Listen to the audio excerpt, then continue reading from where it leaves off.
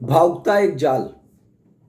इसलिए आज इस शब्द को बोलना पड़ा, क्योंकि आजकल समाज में देखने को मिल रहा है कि कुछ लोग मर्यादा पुरुषोत्तम के नाम पर भावुक करके लोगों को इस्तेमाल करने का कोशिश कर रहे हैं, उनको गलत मार्ग पे ले जाने का कोशिश कर रहे हैं, एक अलग राम की परिकल्पना को स्थापित करने की कोशिश कर रहे हैं। जिस तरीके से इस धरती पर अंबेडकर जी के इतने तरीके के चरित्रों को लोगों ने बना दिया कि अगर आज वो जिंदा होते तो वो उनको सही से सबक सिखाते। अब वो है नहीं तो कोई कुछ भी कर रहा है, कुछ भी बना रहा है। तो उसी तरीके से कुछ खतरनाक लोग, कुछ सातिर टाइप के लोग लोगों के भावनाओं से खेलते हुए एक मर्यादा पुरुषोत्तम के नाम पर इमोशन को क्रिएट करके और उनके साथ एक राक्षस को जोड़ने की कोशिश कर रहे हैं, जिसका नाम है राक्षस राज रावण। एक राक्षस कहते किसे हैं? राक्षस वो होता है जो पराई स्त्रियों का हरण करता है। राक्षस वो होता है जो दूसरों के धन का हरण करता है। राक्षस वो होता है जो दूसरे के अधिकारों का हरण करता है। राक्षस वो होता है जो दूसरों की खुशियों का हरण करता है। राक्षस वो होता है जो पूरे समाज में असंतुलन पैदा कर देता है। तो एक व्यक्ति जिसको सभी ने राक्षस बताया, उसकी तुलना एक मर्यादा पुरुषोत्तम से कैसे हो सकती है? सबसे बड़ी बात यह है कि कुछ चीज़ें जीवन में बहुत ज़्यादा ज़रूरी है। पहला है सील। बिना सीलों के आचरण के आप ध्यान नहीं कर सकते। गौतम बुद्ध ने भी 3 ही बात बताई, सील, ध्यान और ज्ञान। और उन्होंने ये 3 मार्ग को जरूरी बताया। जब उन्होंने प्रशिक्षण दिया लोगों को तो उन्होंने सीधे सीधे सरल तौर पे यही 3 रास्ता अपनाने की बात कही कि अगर आप सीलों का आचरण नहीं करते तो आप ध्यान नहीं कर सकते। कोई भी उदंड व्यक्तित्व का इंसान कभी ध्यान नहीं कर सकता, क्योंकि जिसका आचरण, बर्ताव सांत्वनापूर्ण नहीं है, सही नहीं है, उसका मन कभी भी एकाग्र नहीं हो सकता। तो बिना सीलों के आचरण के आप ध्यान नहीं कर सकते। और जब तक आप ध्यान करके अपने शरीर को प्रकृति के साथ तालमेल में नहीं लाएंगे, तब तक इसकी इंद्रियों में, इसकी कोशिकाओं में छुपे हुए अरबों खरबों साल, जब से आपका डीएनए इस धरती पे जिंदा है, उसके अनुभव को इस्तेमाल नहीं कर सकते, जिसको हम ज्ञान कहते हैं। जानकारी, ज्ञान मतलब जानकारी। इस धरती का अनंत साल से जो कोशिकाएं हमारे शरीर में हैं, जो उनके अंदर जानकारियां छिपी हुई हैं इस सृष्टि के बारे में, अगर हमको उस चीज़ को उजागर करना है तो सबसे पहले हमको अपने बर्ताव में परिवर्तन लाना पड़ेगा। बर्ताव में परिवर्तन लाने के बाद ही हमारा दिमाग ध्यान में लगेगा। अध्ययन के माध्यम से हम प्रकृति के साथ तालमेल बैठा करके ज्ञान को उत्सर्जित कर सकते हैं। तो सबसे बड़ी बात यह है कि एक व्यक्ति जिसको राक्षस राज बोला गया, वो विद्वान कैसे हो सकता है? वो भोलेनाथ ने जो 100 तरीके बताए, 100 से ज़्यादा तरीके बताए, उसमें भी वो बात थोड़ा भी गले नहीं उतरती। दूसरी बात, जो गौतम बुद्ध ने भी हमको सिखाया, बताया, उसमें भी वो बात गले नहीं उतरती। जो हमारे ऋषियों ने बताया, उसमें भी वो बात गले नहीं उतरती। मतलब वो मानक ही किसी एंगल से बैठता नहीं है। और अगर उस दौर के जो लोग इस धरती पे थे, जैसे महर्षि वाल्मीकि, जिन्होंने चित्रण किया, जिन्होंने बताया, जो एथेंटिक लोग हैं, तो अगर उनके साहित्य को हम पढ़ें, जो कि आजकल कोई पढ़ता ही नहीं, तो अगर हम उनके रियल साहित्य को पढ़ेंगे, जो वाल्मीकि रामायण उन्होंने लिखा, उसमें उन्होंने बराबर एक्सप्लेन किया हुआ है कि जब बजरंगबली यहाँ से श्रीलंका में गए और जब वो अंदर घुसे तो वो क्या देख रहे हैं कि तमाम तरह की स्त्रियां जो ज़रूरत से ज़्यादा रति क्रियाएं करके थकी हुई हैं, वो वाद्य यंत्रों पे सो रही, तरह तरह के अलग अलग वाद्य यंत्रों पे सो रही। वो ज़रूरत से ज़्यादा मदिरा पान किए हुए हैं, कुछ कैसे कपड़े पहने हैं, अब सब कुछ तो बोल नहीं सकते, जो लिखा है वो आप खुद पढ़ सकते हैं। कोई किसी तरीके का कपड़ा, वस्त्र पहना हुआ है और सभी सो रहे हैं। और उसी में रावण उसी तरीके से शोभायमान हो रहा है जैसे, अभी लोग नहीं समझते होंगे, पहले चारागाह में जब गायें छोड़ी जाती थी तो वहाँ सांड़ा होता था, दाग करके छोड़ा जाता था एक सांड, तो सांड बैठा रहता था। जो जूनियर सांड होते थे उनको भगा देता था, वो अकेला ही सांड़ा रहता था उन गायों के बीच में, एरिया वो सब बांट के रखते थे। तो उन्होंने जो तुलना की है, जो बताया है कि बजरंगबली ने जिस तरीके से एक्सप्लेन किया कि उन हजारों लड़कियों में, हजारों मतलब औरतों के झुंड में, उसका एक बहुत बड़ा बियर बार टाइप का सिस्टम था, जहाँ दारू था, चखना था, सारी चीज़ें थी।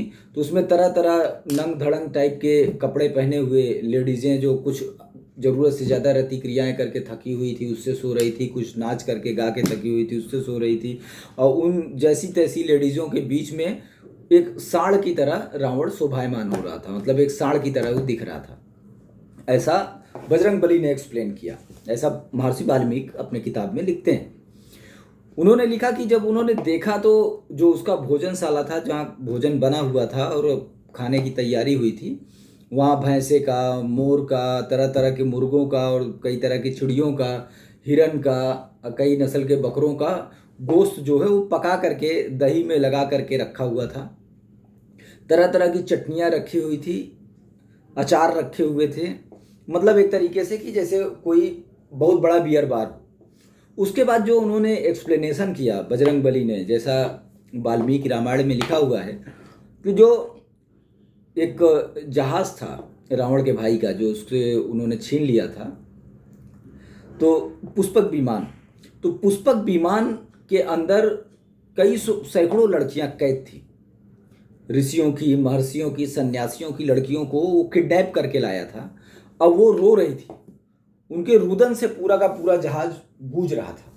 पुष्पक विमान जो था उस दौर का, वो उन औरतों के रुदन से गूंज रहा था। मतलब वो एक तरीके का एक किडनैपर, एक व्यभिचारी और एक नशाखोर, एक राक्षसी प्रवृत्ति, राक्षस प्रवृत्ति में यही सब गुण आते हैं, इसीलिए उसको राक्षस बोला जाता है। मतलब एक ऐसे इंसान की तुलना वो मर्यादा पुरुषोत्तम के साथ करते हैं और ये बोलते हैं कि वो मर्यादा पुरुषोत्तम को कथा सुनाने आ गया। आप दशमलव में अगर थोड़ा भी कोई इंसान सेंस रखता है तो क्या वो इस बात को एक्सेप्ट कर पाएगा? क्या इस बात को कैसे वो एक्सेप्ट कर लेगा कि मर्यादा पुरुषोत्तम ऐसे चरित्र के आदमी को कथा सुनाने के लिए बुलाएंगे? हाँ, उनको धरती पर कोई आदमी नहीं मिला, ये गुरुओं की धरती रही है, चाहे वो महाराष्ट्र हो, चाहे आप दक्षिण भारत के एरिया में जाएंगे, यहाँ एक एक से ऋषि, महर्षि और जितने शैक्षणिक मठ थे सब इन्हीं एरियो में थे।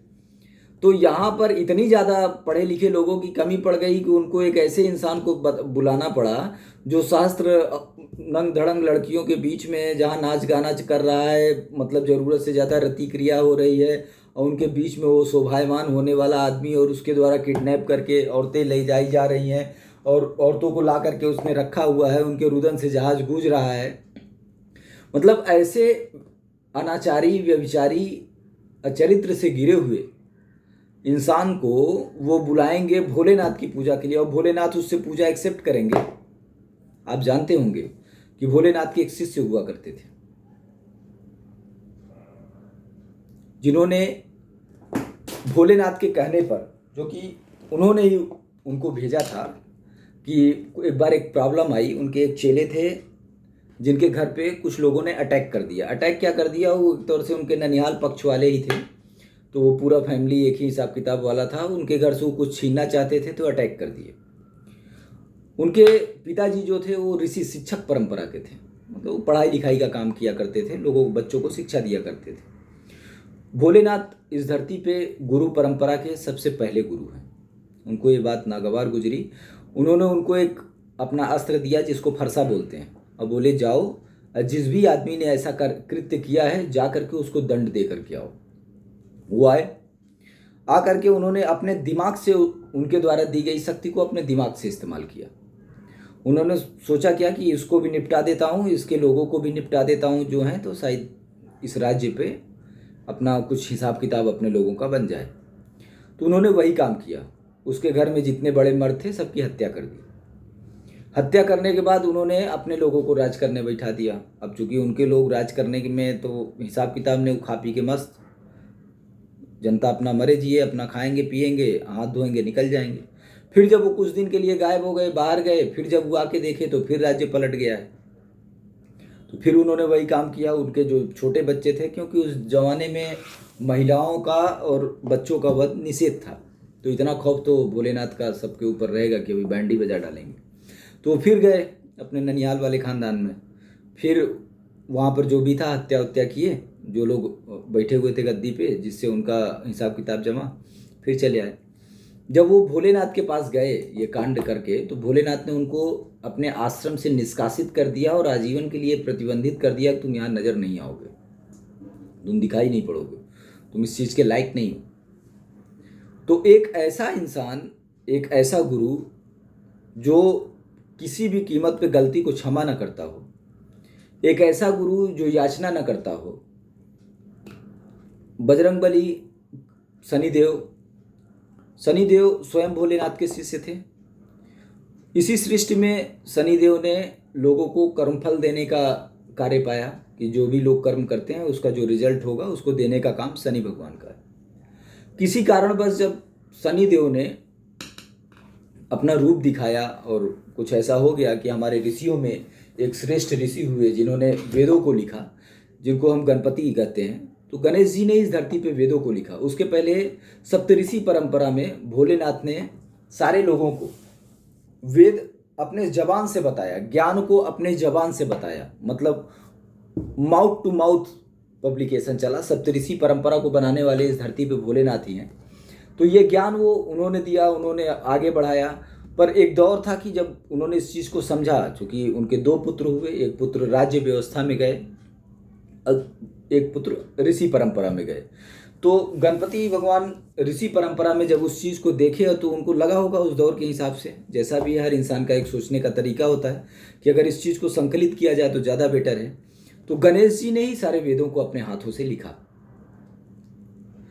उसके बावजूद भी जब शनिदेव किसी कारण से रुष्ट हो गए मतलब कुछ हो गया जिसके कारण उनको लगा कि इनको दंड देना चाहिए, तो भोलेनाथ ने कभी शनिदेव से ये नहीं कहा कि तुम ये काम मत करो। वो कह सकते थे कि भाई ऐसा नहीं करना है, या हो सकता था वो डांट देते तो घबरा जाते, या वो कुछ एक्शन ले लेते, या अपनी ताकत का इस्तेमाल से भी उनको दबा सकते थे। पर वैसा उन्होंने नहीं किया। वो कभी विधान के खिलाफ नहीं गए। तो वो व्यक्ति जो विधान के खिलाफ जाना ही उचित नहीं समझता, जो अपनी संतान के लिए भी विधान के खिलाफ नहीं गया, वो शख्स एक ऐसे शख्स से पूजा लेगा, एक ऐसे शख्स द्वारा सम्मान लेगा जो हजारों औरतों के साथ पूरा बार चला रहा है, दारू चखना और भैंसा खा रहा है, बकरा मुर्गा ये वो दही चटनी अचार चल रहा है। भोलेनाथ जैसा गुरु किसी ऐसे व्यक्ति के हाथ से जल या आचमन ले सकता है क्या? नहीं ले सकते। ये फिक्स है कि किसी भी अनाचारी से वो कभी नहीं मिलेंगे, क्योंकि वो शिष्य जिसको उन्होंने बहिष्कृत कर दिया अपने मठ से, उसने सिर्फ एक गलती की थी। उसको उन्होंने ही भेजा था अपना शस्त्र दे करके कि इस शस्त्र से जा करके इनको दंड दे करके आओ।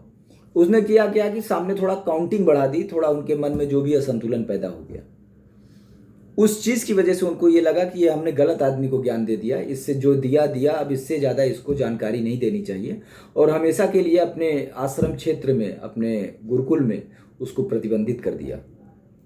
जो व्यक्ति इस तरीके से डिसीजन लेता है, जो व्यक्ति डिसीजन में इतना कड़क है और जो मूल्यों को, मर्यादाओं को इतना मानता है कि वो अपने पुत्र के लिए भी नियम को नहीं तोड़ा, वो शख्स, वो शख्सियत, वो गुरु कभी ऐसी गलत परंपरा को जन्म देगा?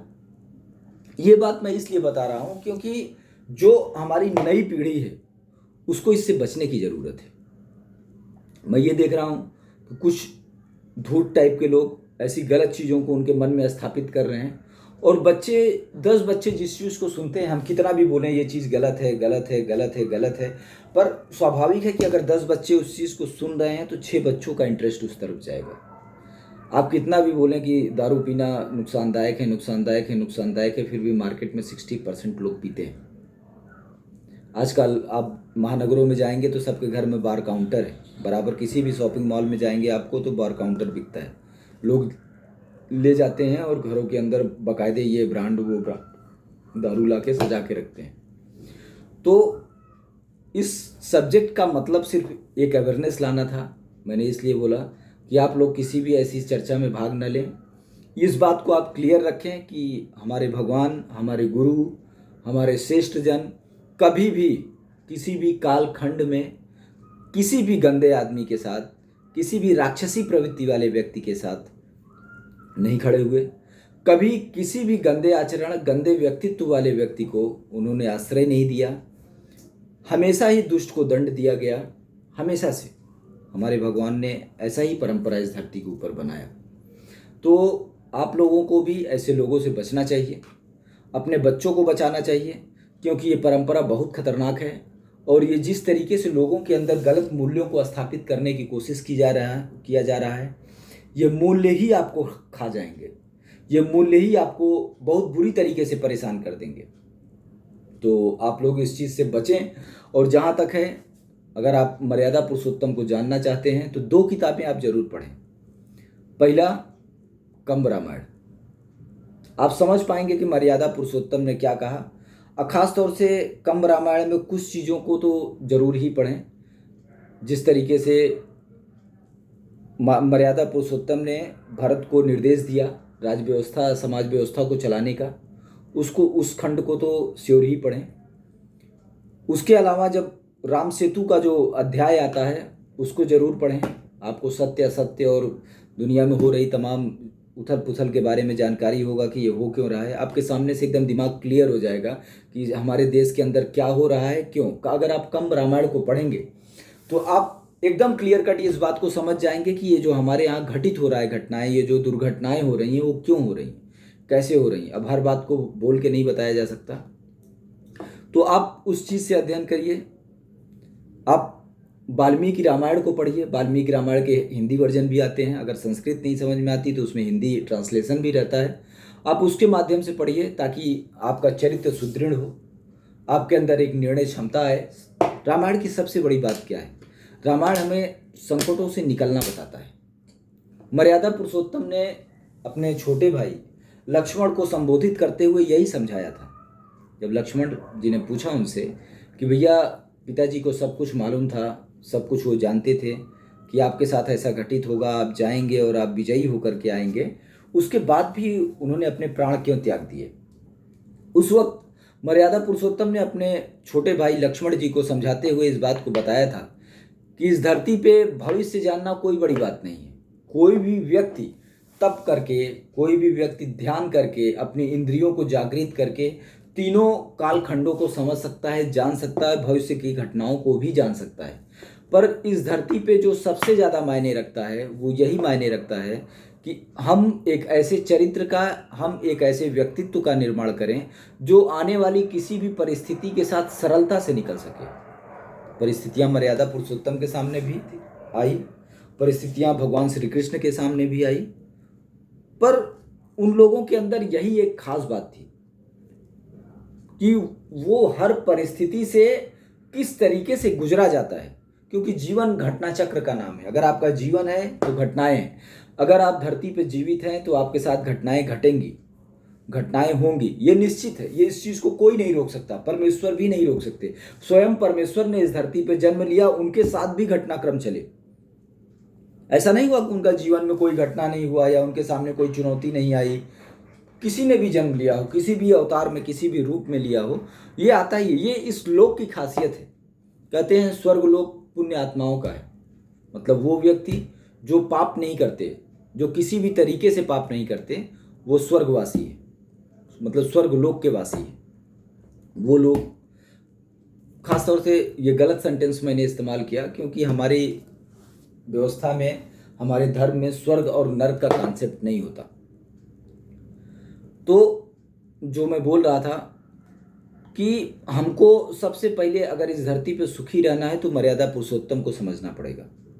और हमको इस बात को सबसे पहले समझना पड़ेगा कि मर्यादा पुरुषोत्तम की तुलना किसी भी राक्षस से नहीं की जा सकती। मर्यादा पुरुषोत्तम मतलब एक ही वो व्यक्ति जो किसी भी क्षण, किसी भी परिस्थिति में मर्यादाओं का त्याग नहीं करता। जैसे योद्धा बहुत सारे हुए, महाराणा प्रताप भी योद्धा थे, एक अजेय क्षमता के व्यक्ति। उनके बाद भी बहुत सारे योद्धा हुए, पर राणा प्रताप में, महाराणा प्रताप में दूसरे योद्धाओं में एक कॉमन सा फर्क था। राणा प्रताप ने कभी भी क्रूरता का परिचय नहीं दिया। हाँ, ये बात सही है कि वो जब सेना से पहली बार टकराते थे तो पहले ही 2-3 घंटे के अंदर अंदर कम से कम 300 सैनिक मार देते थे। मतलब अगर जब भी अकबर भेजता था, अगर आप रिसर्च जिन लोगों ने किया, अगर आप जानकारी लेंगे या वहाँ की लोक कथाओं में, दंत कथाओं में जानकारी लेंगे, सबसे मेन बात जानिए कि किसी भी जगह का अगर आपको हकीकत जानना है तो आप दंत कथाओं से जान सकते हैं। पुस्तकों पे सत्ता का प्रभाव भी होता है। खास तौर से जो आजकल की सत्ताएं हैं उनका प्रभाव तो कैसा रहता है जानते ही हैं। बताने की ज़रूरत ही नहीं है, पूरी दुनिया में वही हाल है। पर जो दंत कथाएं होती हैं, लोगों के जो लोकगीत होते हैं, वो हकीकत को बयां करते हैं। वो अपनी सत्य बात को अपनी पीढ़ियों तक पहुंचाने का एक तरीका है। राणा जब पहली बार टकराते थे, जब सीधे टकराते थे, तो वो कम से कम 300 आदमी मार देते थे मिनिमम। मतलब जब उनके ऊपर अटैक करने के लिए सेनाएं भेजी जाती थी, तो वो लोग एक रेशियो लेके चलते थे कि कम से कम 1000 आदमी मर ही मर जाएगा दिन भर में। और ये 3 लोगों का रेशियो हुआ करता था। उनके एक सेनापति हुआ करते थे, उनके साथ एक और चला करते थे जो उनके खजानों के अध्यक्ष थे, आर्थिक क्षेत्र को जो संभालते थे, जिनका नाम भामाशाह है। कहते हैं भामाशाह अपनी दोनों हाथों से तलवार चलाते थे। वो इतना तेज तलवार चलाते थे कि बंदूक की गोली भी उसे पार नहीं कर पाती थी। ऐसा मैंने भी जानकारी में सुना है। क्या सत्य क्या असत्य उस कालखंड के लोग बताएंगे। जो लोग मुझसे मिले उन्होंने ऐसा बताया। और जब चलते थे चित्तौड़गढ़ के जो आन बान शान महाराणा प्रताप, तो उनके बगल से ही भामाशाह चलते थे। भामाशाह राणा प्रताप के अगल बगल ही हमेशा रहते थे। तो जिस तरीके से वो अटैक होता था, तो उस सिचुएशन को बताने का मैंने कोशिश किया कि इस ताकत का इंसान, इस खतरनाक स्थिति का इंसान भी अपनी मर्यादा को नहीं छोड़ा, इसीलिए उसको महाराणा बोलते हैं।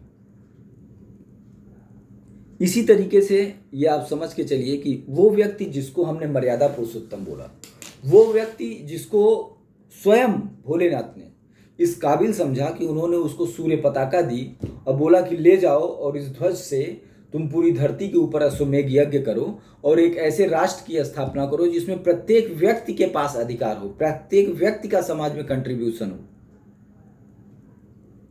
वो व्यक्ति कभी एक ऐसे अनाचारी व्यक्ति के साथ कैसे बैठ सकता है, ये सोचने वाली बात है। थोड़ा भी दिमाग रहेगा तो आदमी सोचेगा। जो एक किडनैपर है, पूरा बार चला रहा है, पूरे देश की जनता को बेवकूफ़ बना दिया है कि भाई मैं ही राष्ट्र हूँ, मैं ही जय हूँ, मैं ही धर्म हूँ, सब कुछ मैं ही हूँ, मुझी को सब कुछ मानो। खुद स्वर्ण महल में रह रहा है और लोग खाने को तरस रहे हैं। एक ऐसा खतरनाक आदमी उनके बगल कैसे बैठ सकता है? वो कैसे ऐसे इंसान को बैठा सकते हैं? ये एक कोशिश है, एक षड्यंत्र है आपके बच्चों को गुमराह करने का, आपकी सभ्यता के अंदर एक खोट पैदा करने का। तो बहुत ज़्यादा ज़रूरी है कि हम इस चीज़ से बचें और इस चीज़ से बहुत ज़्यादा दूर रहें।